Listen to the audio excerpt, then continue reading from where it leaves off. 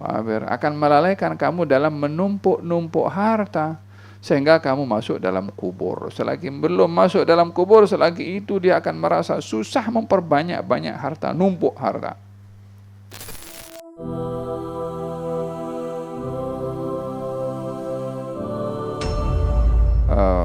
Orang yang diduga oleh Allah Subhanahu wa taala dengan dua keadaan. Ada orang itu diduga dengan tak punya harta.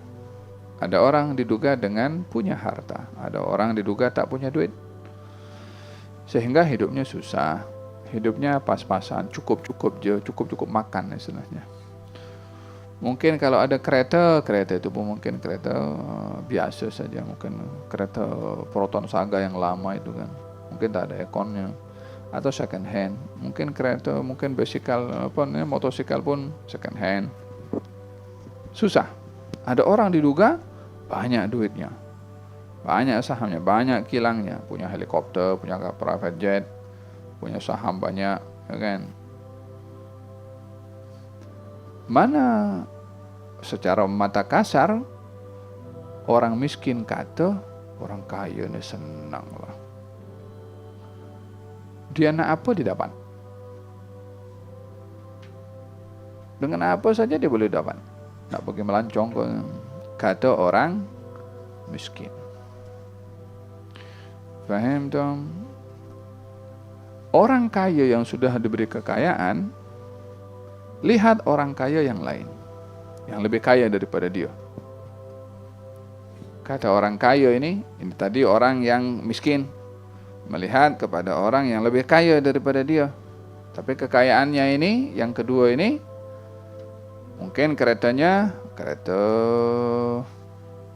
lebih bagus sedikit lah. Kan keretanya baru, rumahnya rumah teras, atau ada halamannya, ya kan?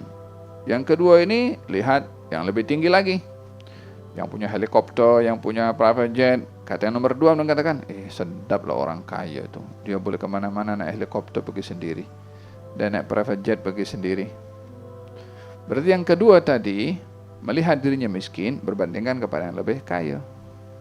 Yang pertama tadi, melihat miskin karena melihat kepada yang nomor dua.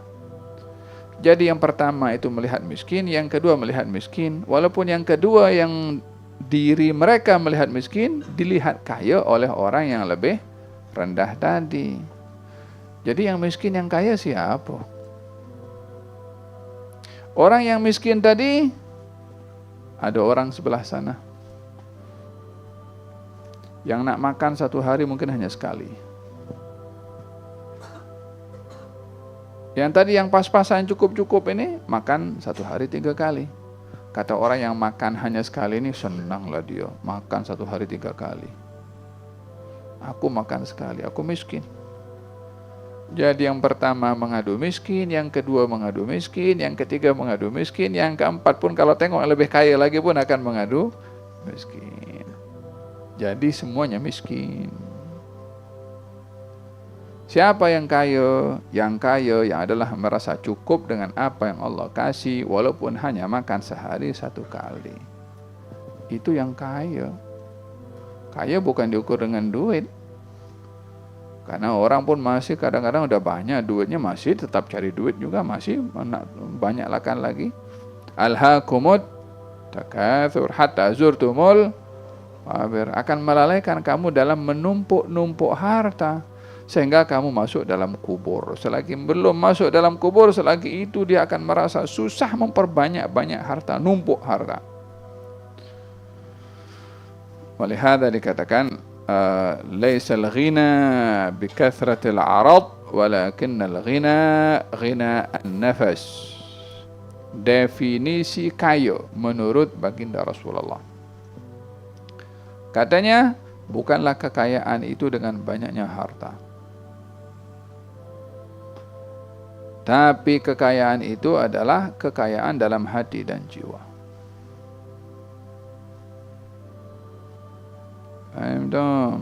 Itu orang kaya. Jadi kalau ada orang dia sudah ada barang, kereta ke, rumah ke. Nampak kereta kawan sebelah beli kereta baru. Hai, sedap lah bawa punya kereta ni. Oh, dia punya seat ini kan lembut lah ini. Hai, dia punya suara ni kan ini apa namanya? Apa itu namanya? La ilaha illallah Muhammadur Rasulullah. Laju ni sport. Sport. Faham tak? Dia tak puas hati dengan dia punya kereta. Dia beli kereta satu lagi. Jual yang lama, beli yang baru.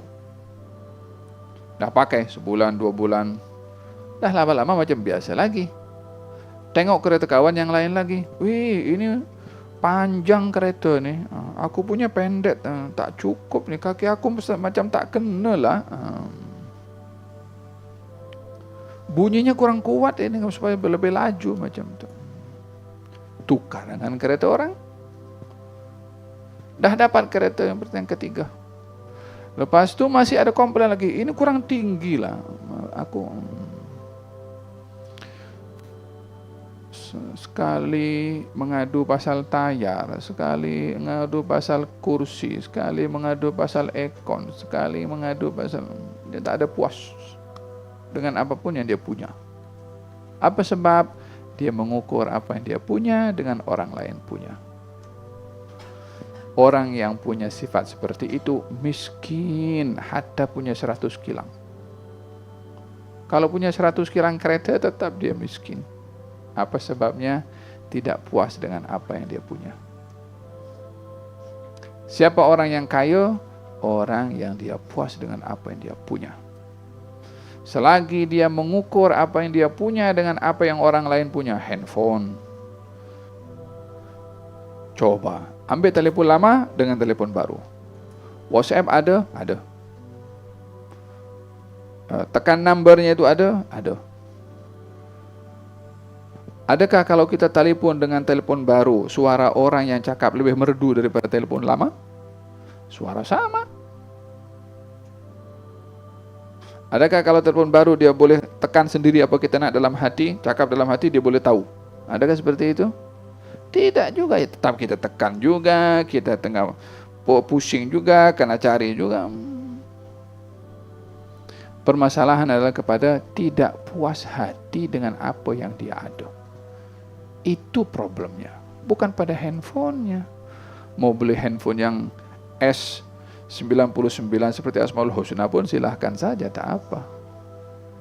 Tapi perasaan di dalam, puas hati dengan apa yang kita punya atau tidak. Selagi kita masih melihat apa yang orang punya dan tak ada rasa senang dan puas dengan apa yang kita punya, selagi itu kita tak akan senang dengan apa yang kita punya. Tak akan merasa cukup. Faham dong? Walihada kata baginda Rasulullah, dalam hal harta ini tengok kepada orang yang lebih rendah. Dalam hal taat dan ibadah tengok orang yang lebih tinggi daripada kita. Faham dong?